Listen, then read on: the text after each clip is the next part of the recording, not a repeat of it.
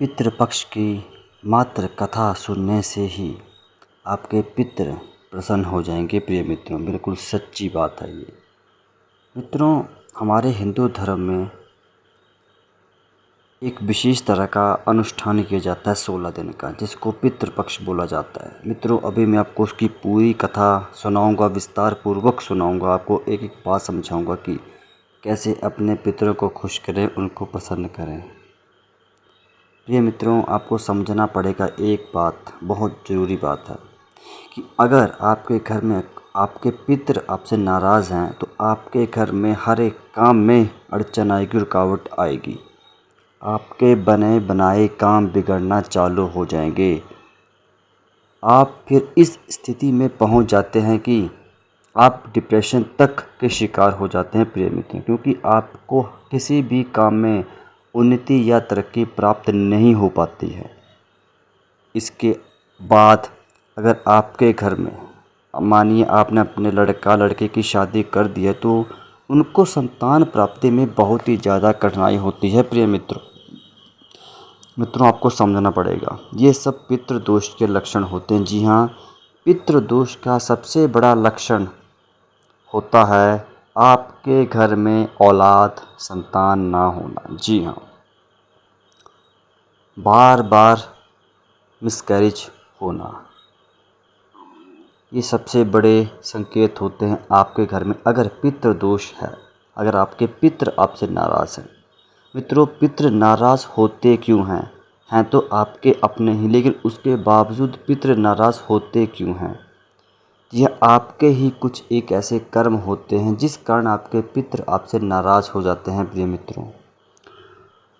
मित्रों, कहा जाता है कि अगर आपके पितृ आपसे प्रसन्न हैं, देखिए जब तक आपके घर के बुज़ुर्ग जिंदा हैं, उनकी सच्चे मन से, सच्चे दिल, आत्मा, अंतरात्मा से सेवा करें। बेशक आपके जो बुज़ुर्ग हैं आपको गलत बातें भी बोलेंगे, आपके ऊपर गुस्सा भी करेंगे प्रिय मित्रों, लेकिन आपका फ़र्ज़ है, आपको उसमें सिर्फ अपना फ़र्ज़ देखना है, फ़र्ज़ निभाना है। गुस्सा करेंगे, सुन लेना, एक कान से सुनना है, दूसरे से निकाल देना, लेकिन आपको उसमें सिर्फ अपना धर्म, फ़र्ज़ निभाना है। जैसे आप जब छोटे थे तो आपको आपके मम्मी कितना प्यार से रखते थे और कितना आपकी नादानियों को बच्चा समझकर भूल जाते थे। प्रिय मित्रों, आप बचपन में रोटी को तोती बोलते थे, पानी को मम बोलते थे, आपकी माता कैसे पिता कैसे समझ जाते थे? आपने कभी सोचा है ये बातें प्रिय मित्रों? जी हाँ, तो ठीक इसी तरह जिन्होंने आपको उंगली पकड़कर चलना सिखाया, आज उनका जो बुढ़ापा आया है कल आपका भी होगा प्रिय मित्रों, इसलिए आपका आज फ़र्ज़ है उनको हर खुशी देना। प्रिय मित्रों, अब बात आती है उस कथा की, कौन सी कथा प्रचलित है इसके लिए। जो भी 16 दिन का पितृपक्ष मनाया जाता है उसके पीछे क्या कथा प्रचलित है। प्रिय मित्रों, एक बार की बात है, महाभारत काल की ये बात है, महाभारत काल से जुड़ी हुई ये बात है। महाभारत की युद्ध समाप्त हो चुका था और कर्ण मृत्यु के पश्चात उसको स्वर्ग मिला। कर्ण को स्वर्ग मिला। अब वहाँ पर जाकर उन्होंने खाने के लिए अपने को भोजन मांगा, अन्न मांगा कि देवराज इंद्र जी मुझे भोजन दीजिए, भूख लगी है। इस पर देवराज इंद्र जी ने उनको खाने के लिए स्वर्ण दिया। जी हाँ प्रिय मित्रों, आप खुद सोचिए, अगर आपको कोई खाने में सोना देगा तो आपको कैसा लगेगा? इस पर कर्ण ने गुस्से में आकर पूछा, देवराज इंद्र जी, मैंने आपसे भोजन मांगा है, आपने मुझे स्वर्ण सोना क्यों दिया खाने में? ये कोई खाने की चीज़ है स्वर्ण? इस पर देवराज इंद्र मुस्कुराए, बोले, महावीर कर्ण, आप महावीर हैं, महादानी हैं, आपने पूरी उम्र दान किया, लेकिन दान सिर्फ स्वर्ण का किया, सोने का किया, इसलिए हमने आपको भोजन में स्वर्ण दिया, सोना दिया। प्रिय मित्रों, आपको थोड़ा थोड़ा समझ आ रहा होगा कि आप जिस भी चीज़ का दान करते हैं आपको हर एक चीज़ मृत्यु के पश्चात दी जाती है। जो आप जीवन में दान पुण्य करेंगे आपको वही लौटाया जाता है प्रिय मित्रों, इसलिए दान सोच समझ कर करिए। प्रिय मित्रों, इसके बाद देवराज इंद्र जी ने उनको बताया कि महावीर दानवीर कर्ण, आप बेशक बहुत बड़े दानी हैं, इस पूरे पृथ्वी के संसार के सबसे बड़े दानी महावीर कर्ण आप ही हैं, बिल्कुल इसमें कोई शक है ही नहीं। लेकिन आपने कभी पितरों को भोजन नहीं कराया, उनके नाम से कभी पूजा पाठ आपने अपने घर पर नहीं की। ठीक है मित्रों, इस पर महावीर कर्ण कहते हैं, बेशक मैं मानता हूँ मैंने पूजा अर्चना पितरों के लिए नहीं की, ना ही उनको कभी मैंने भोग लगाया, ना किसी ब्राह्मण को मैंने ज़िंदगी में कभी भोजन नहीं खिलाया। लेकिन इसमें गलती मेरी नहीं है, क्योंकि मुझे अपने पितरों के बारे में कुछ नहीं मालूम है। मेरे पितर कौन हैं,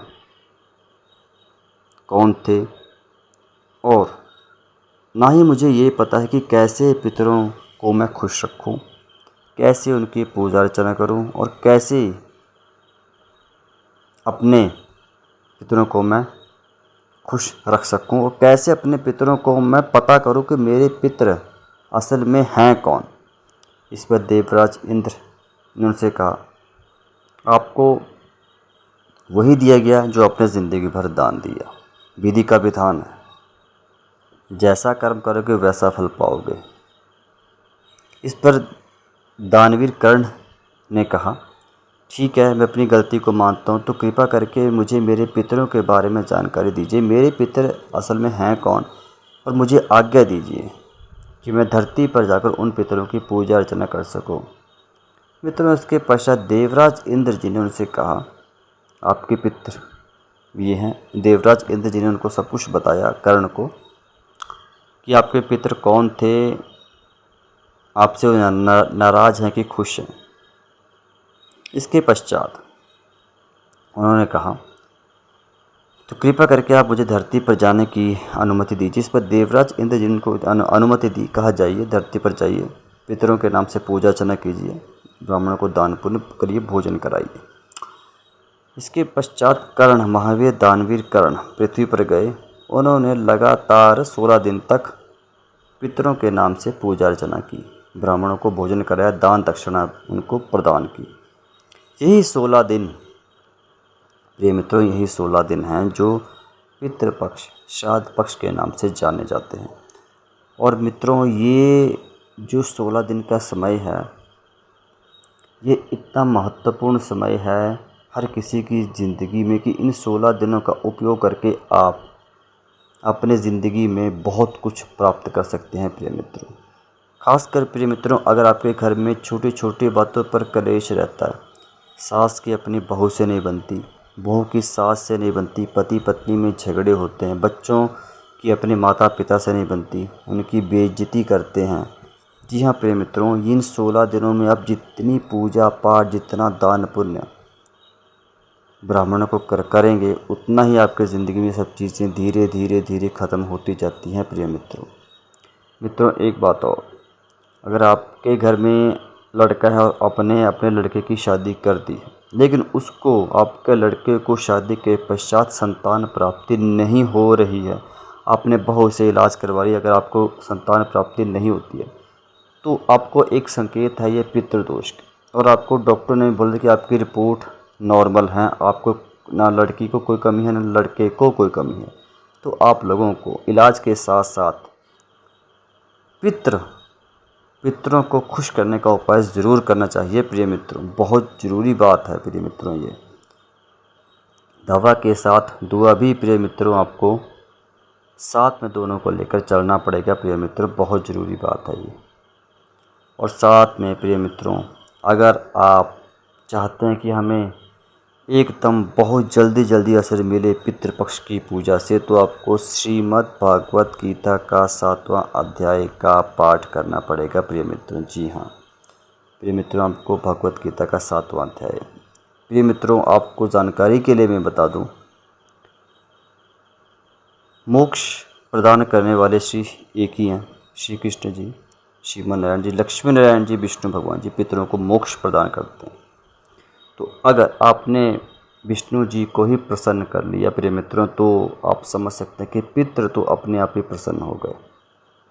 मित्रों, आपको जानकर हैरानी होगी, जो आप पितृपक्ष में भोग लगाते हो सबसे पहले भोग श्री कृष्ण भगवान जी ग्रहण करते हैं, विष्णु भगवान जी ग्रहण करते, तत्पश्चात पितरों तक वो पहुंचता है। इसलिए हमेशा पितृपक्ष में श्री कृष्ण जी की पूजा जरूर किया करिए, जिससे पितृ बहुत जल्दी खुश होंगे और जो भी आपसे जाने अनजाने में गलतियां हुई हैं उनको जो हमारे दयालु श्री कृष्ण, श्री विष्णु, शिव नारायण जी, लक्ष्मी नारायण जी भगवान है, वो उनको क्षमा करते हैं, बहुत दयालु हैं वो। ये मित्रों, हर किसी के जीवन में कठिनाइयाँ आती हैं, मुश्किलें आती हैं, लेकिन आपके जो पितर हैं हमेशा आपका साथ देते हैं, लेकिन सिर्फ आप उनको याद करना भूल जाते हैं प्रिय मित्रों। उनकी पूजा पाठ, पूजा अर्चना आप भूल जाते हैं प्रिय मित्रों। आधुनिकता के दौर में प्रिय मित्रों हम सब ये रीति रिवाज भूल चुके हैं।